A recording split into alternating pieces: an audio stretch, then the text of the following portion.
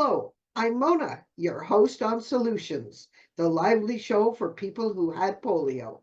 Get ready to embark on a journey of empowerment and inspiration. We have episodes every first Wednesday of the month at 10 a.m. Eastern Canada time. Join us for the dynamic, informative talks about polio and your needs. What are your solutions? Join us.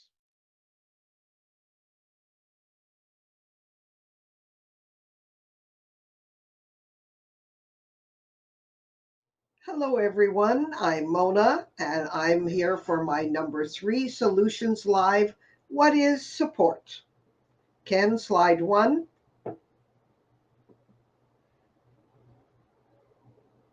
Be strong enough to stand alone, smart enough to know when you need help, and brave enough to ask for it. Are we brave enough to pay attention? What is support? When discussing health related information, it's not necessarily to provide solutions to health problems. At most, it is only advice or suggestions because medicine is complex and online conferences cannot provide the necessary information for diagnosis and treatment. It should be a clinic or a hospital, of course. The participation of doctors and rehabilitation therapists is very necessary. But currently, we cannot find more professional doctors and rehabilitation therapists in polio. This is an important issue, also, the direction that needs to be worked on. We have open, honest talks on every known and unknown subject, little or no interference, because people need to say how they are. We learn from each other. We never had access to this type of information before. And it's just little, okay, a lot of frightening, but then it becomes knowledge. Knowledge to all of us about ourselves, how we function, feel, and move. There is no room for censorship. We become encouraged, allowing people to discuss any topic freely and without restriction. This space values learning from each other and creating a safe environment for sharing feelings, even on tough subjects. By fostering non-judgmental atmosphere and relying on collective experience, we aim to provide help and support for everyone. We hit on harsh subjects because we never, ever had anyone to talk to, and now we do. I try to have chats that are a safe place to say what we feel, even if it hurts. No one is judging. We are here to help and understand our future. Sharing our personal experiences. By people sharing their stories about past medical treatments, including what worked and, of course, what didn't, how they felt during the process can be therapeutic and helping to others who might be going through similar experiences. By exploring alternative solutions, discussing different treatments or alternative solutions that people have tried, which can include traditional medicine, varied approaches, lifestyle changes, and more. Expert insights. We bring in expert knowledge to provide accurate information, debunk myths, and offer professional perspectives on varying treatments and solutions. The emotional impact. It focuses on the emotional and psychological aspects of medical treatments. How did certain actions affect our past mental health? How did people cope with fear, uncertainty, or pain?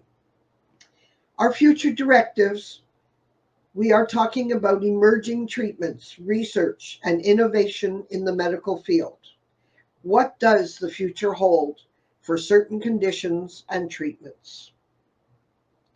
And help is what we are good at.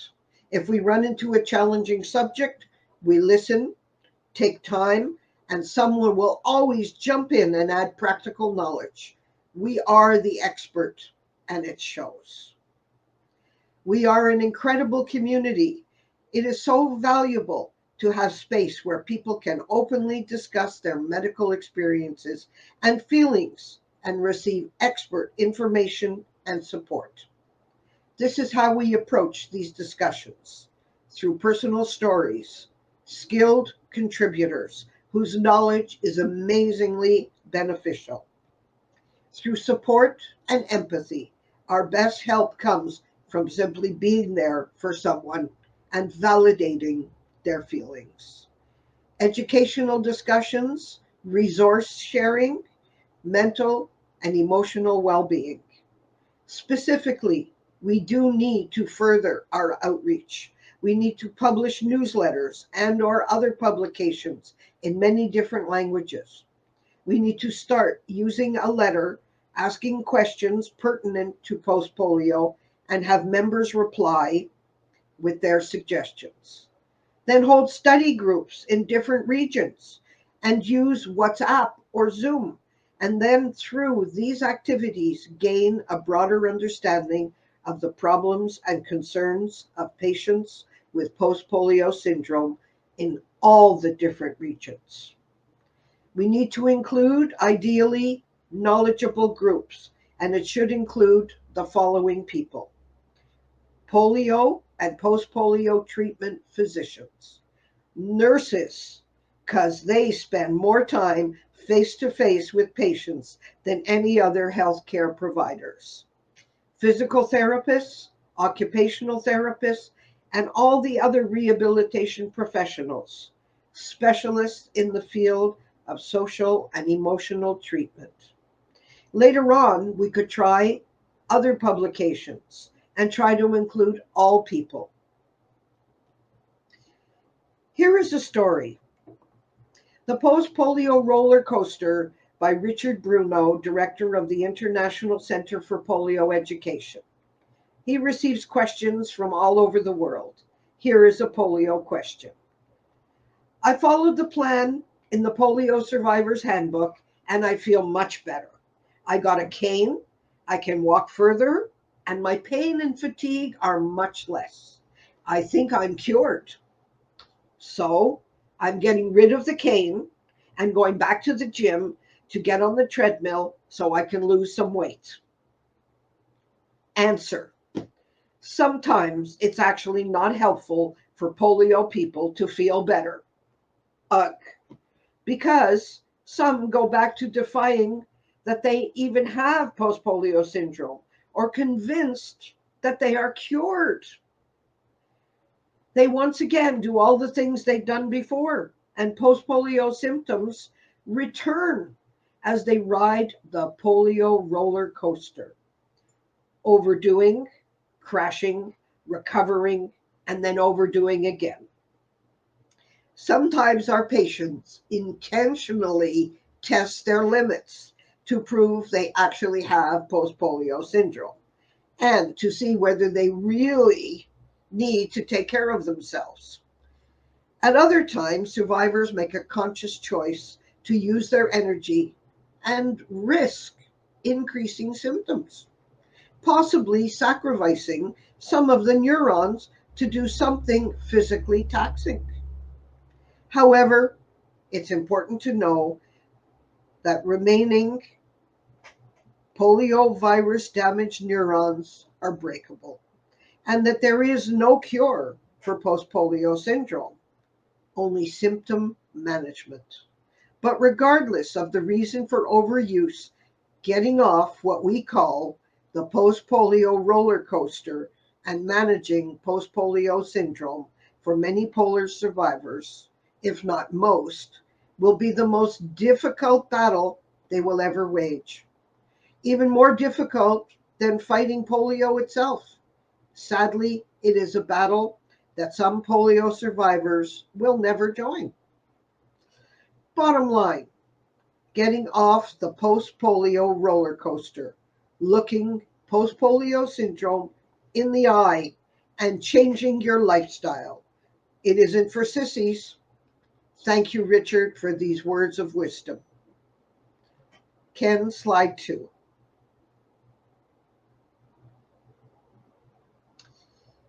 We'll keep this diagram up as I talk. The mechanism of post-polio syndrome is not well understood.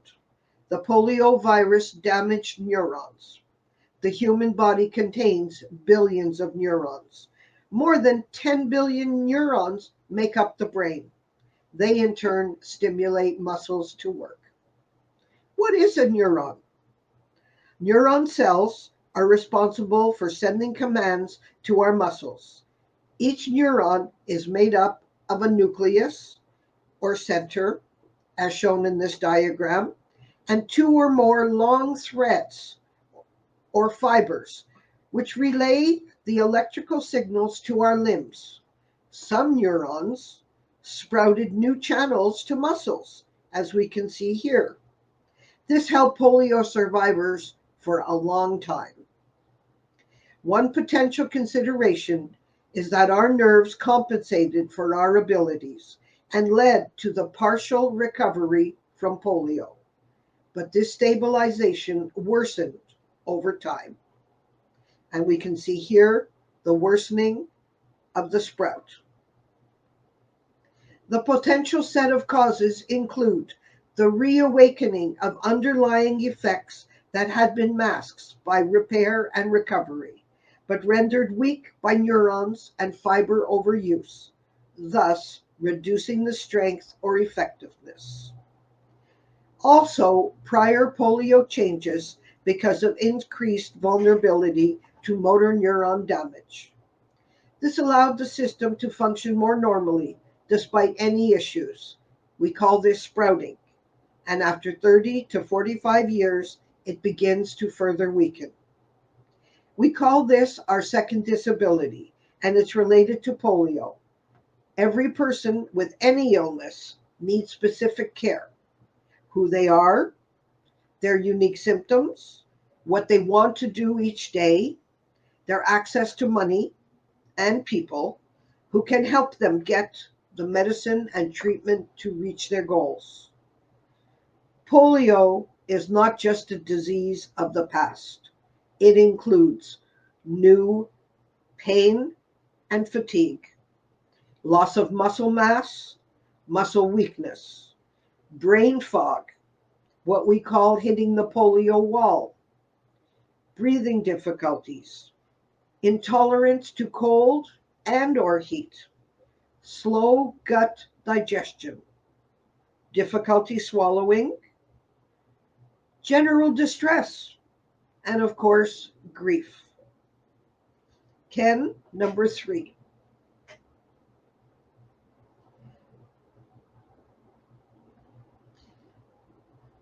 These are some of the pain and perceived exertion. Watch out how you're feeling. Watch the pain scale. Ken, number 4. Next one.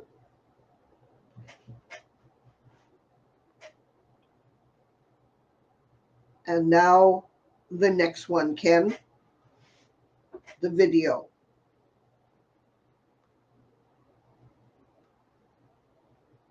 Hi, Ken. Here comes the video. Am I spoony? Do we all have limited spoons? Where do our spoons go?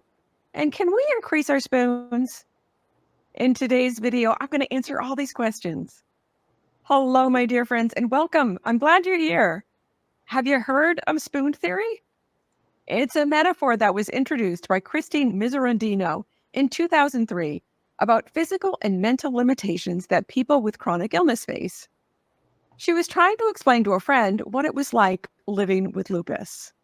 They were eating at a diner at the time, and Christine grabbed all the spoons off the table and the neighboring tables and handed her confused friend a bouquet of spoons. She then explained that living as a person with chronic illness involves choices every day, and that we have to really think about things that most people don't need to think about. She asked her friend to start to list things she did each day. The friend started with, I get up, shower, and get ready for work. Christine stopped her and said, hold on, not so fast. First, you need to open your eyes and realize you didn't sleep well because of your symptoms. So you need to drag yourself to the kitchen, grab something to eat so you can take your meds so you can function enough to get into the shower. And she took a spoon from her friend. Showering, shaving, and washing her hair, took another spoon. Getting dressed and making decisions on which clothing items would work for the day with the symptoms she was having, would take another spoon. Before bed tonight, try this 7-second brain trick to help attract money while you sleep. It comes to understand. Doing hair and makeup, yep, took another spoon.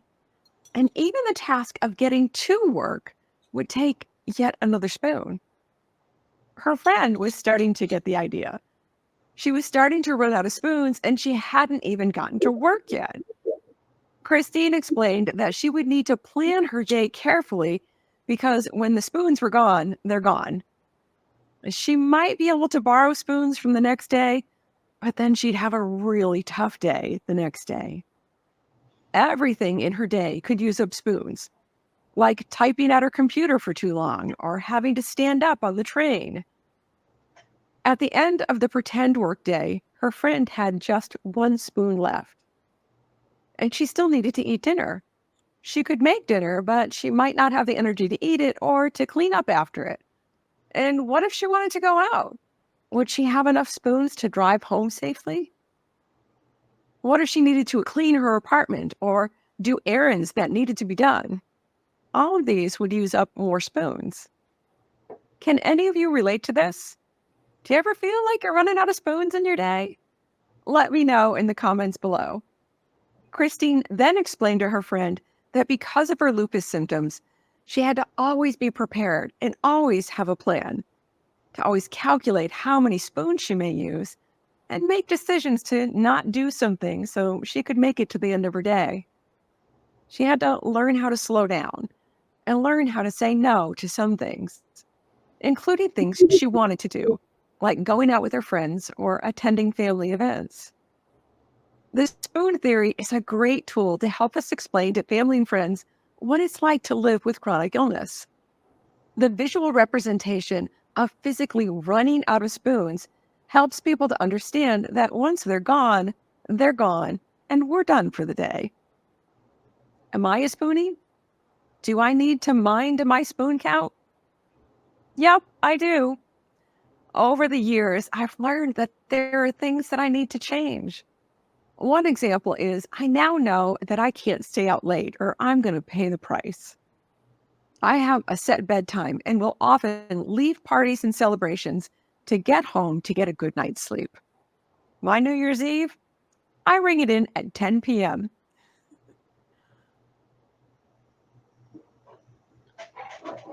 That is the spoon theory. And this is a spoon that ordinary people have, and this is a spoon that I have. So you can see how much smaller my spoon is than everyone else's.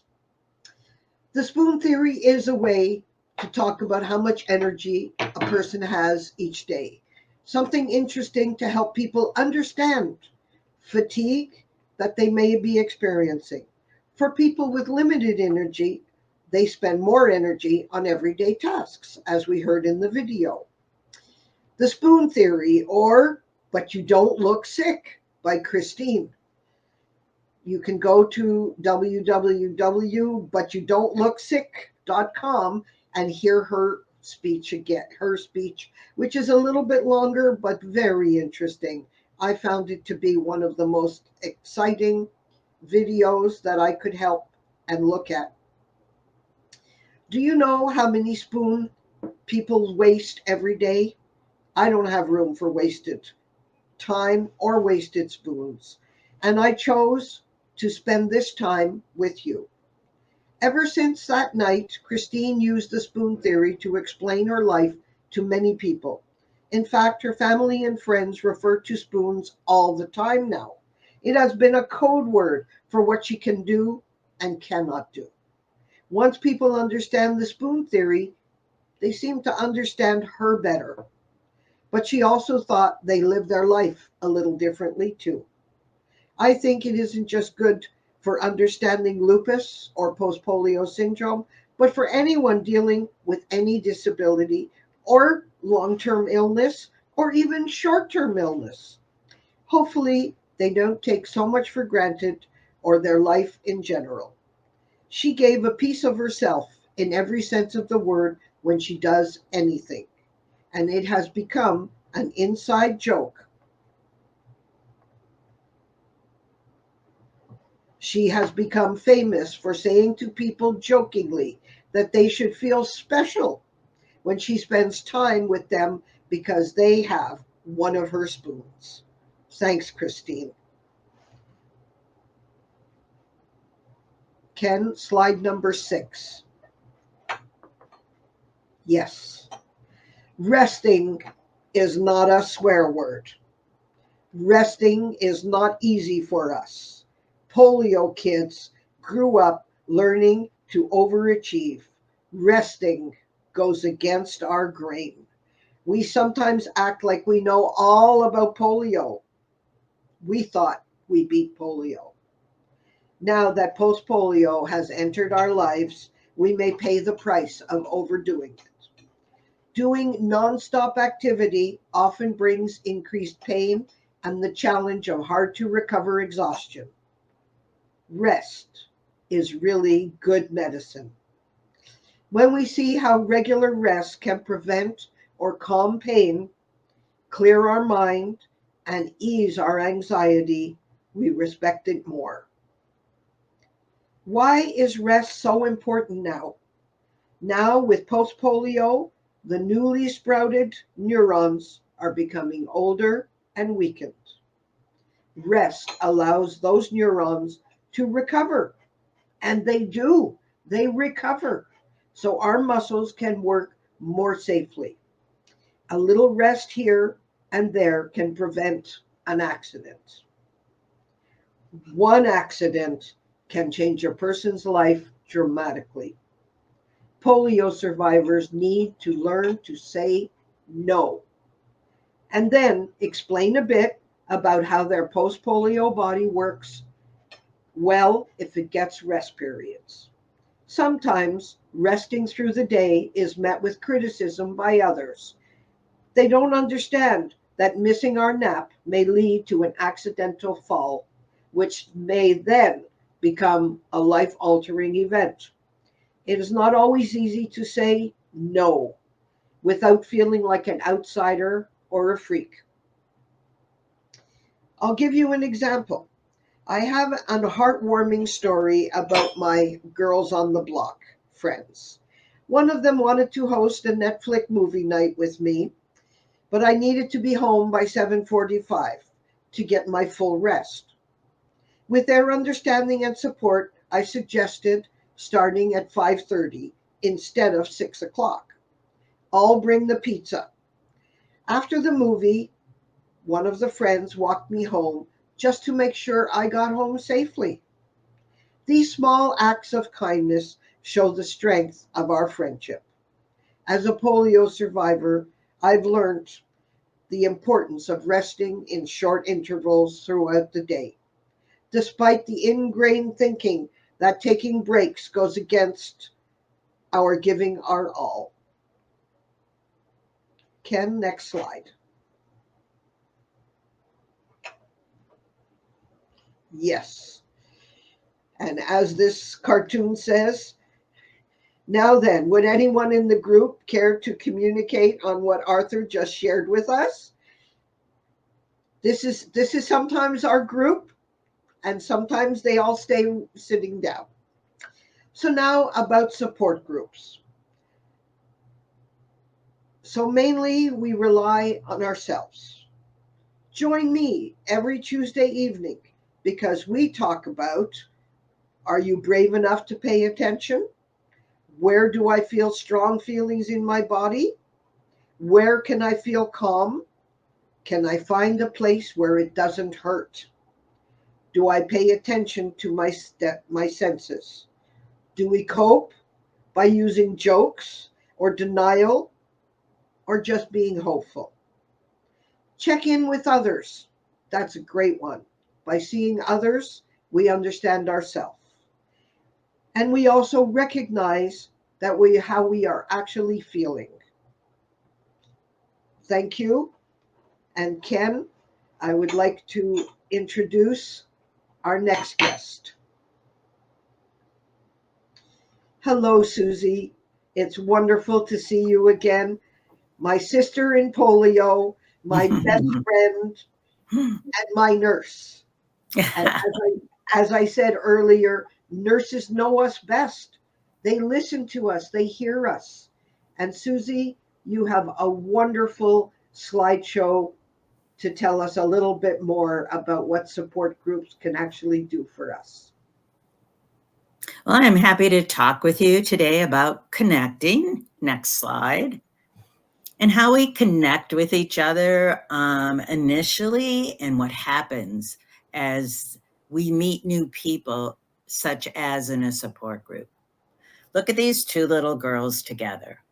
One of them obviously smiled first, and then the other joined in.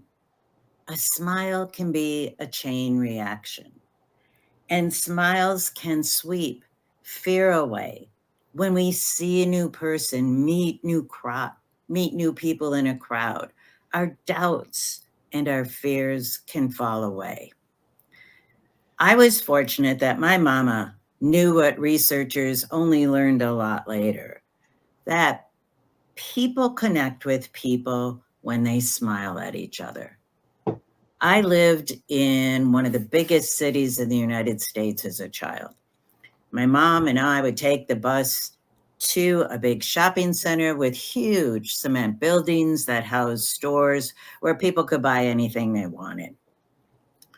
My mother would help me off the bus, and then we would pass by benches of people with their shopping bags waiting for their particular bus to come and take them home.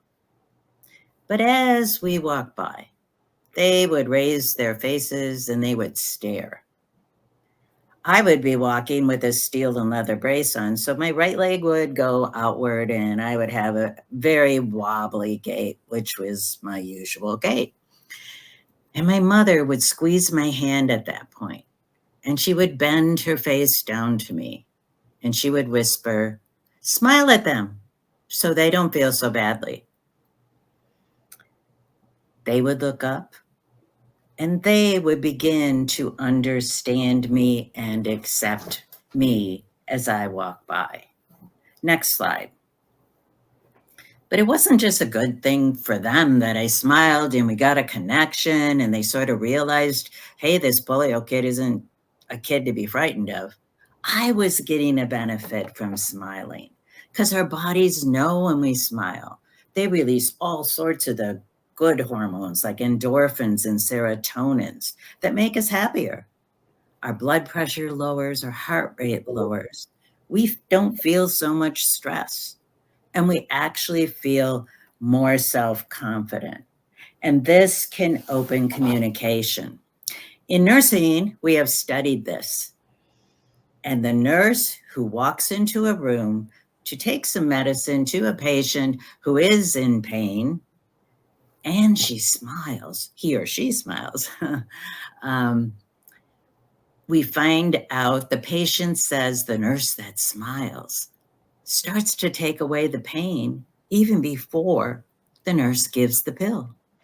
Something about smiling, that attitude, takes the patient from despair to one of hope that their pain will be relieved. New slide. Next slide, please. These are some of the people who know that a simple smile is the opening for a conversation. And so they wear a smile wherever they go. Next slide.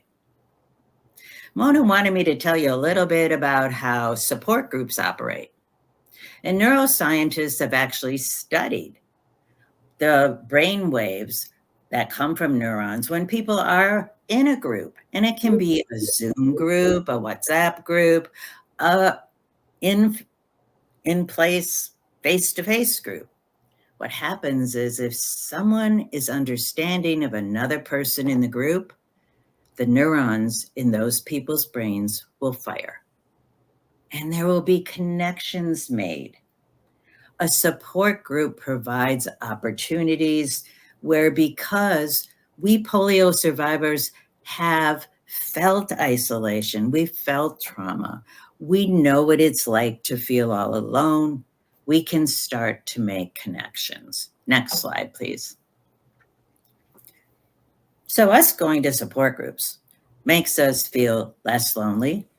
It gives us ideas, new information. Mona's loaded with information that gives us help to cope with the challenges that we don't even know exist yet. It helps us improve our information about what post-polio is. It brings us new information about possible treatment that may or may not be right for us. That, as Mona just said, has to be decided along with the healthcare professionals that treat us.